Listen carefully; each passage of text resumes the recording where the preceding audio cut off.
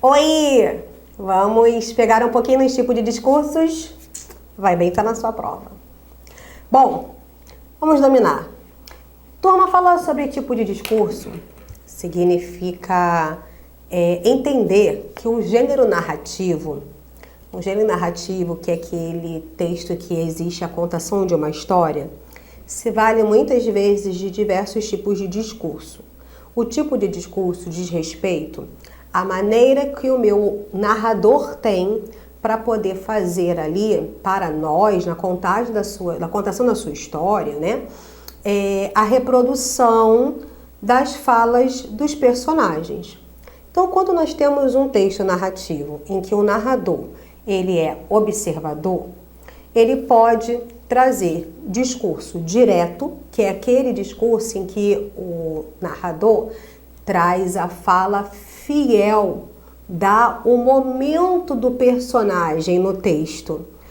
E no discurso direto, o narrador vai dar um momento em que o personagem entra e se coloca a dialogar. Então, quando eu penso no discurso direto, eu penso em um diálogo, numa conversa que aparece ali no meu texto. Tradicionalmente, esse discurso ele se estabelece pelo recurso das pontuações e de alguns verbos de elocução. Então, nós temos, por exemplo, o auxílio de 2 pontos para poder encerrar o momento do narrador e abrir o momento do personagem. Nós temos, por exemplo, o travessão, que traz a marca da fala do personagem e que pode ser substituído hoje, né? É muito visto isso nos concursos, né? As aspas como recurso de marcação da fala do personagem.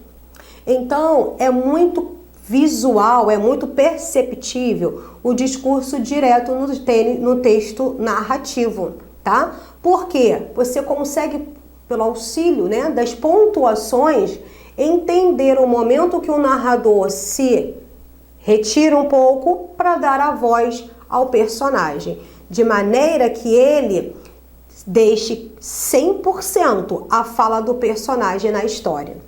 Outro recurso que nós temos no gênero narrativo é fazer com que o narrador reproduza a modo dele a fala de um personagem. Dessa forma, nós não estaremos diante das pontuações que marcavam o diálogo, uma vez que o meu narrador vai utilizar da própria linguagem dele, da própria narrativa dele, para trazer ali a fala do personagem. Como ele faz isso? Por meio de uma combinação, que é um verbo transitivo direto e uma conjunção integrante. O que significa isso? João disse que, perguntou que, afirmou que, respondeu que. Deu para entender? Queria saber se. Então, a conjunção integrante, que é o que ou o se, equivalendo ao isso, ao disse, que introduz um período composto, né, por orações substantivas. Essas conjunções são amarradinhas aos verbos, que são as ações que os personagens fizeram, tá? Então, assim, é muito simples. Se eu tenho a narrativa trazendo o momento do narrador, durante a aula, João perguntou. Isso é o narrador. Professor, sairemos cedo hoje? É a fala de João. Então, houve o momento narrador, houve o momento do João. O que significa isso? Que esse discurso tem os 2 elementos, narrador e personagens aparentes. Esse é o discurso direto. A partir do momento em que o narrador tira o espaço do personagem e fala e conduz a história à maneira dele, de modo que ele reproduza a fala do meu personagem, eu terei o discurso chamado de indireto, porque o personagem não aparece na minha história com voz, né? Então você não vai ver o travessão, não como marcação de fala. Você não vai ver, por exemplo, os 2 pontos, tá bom?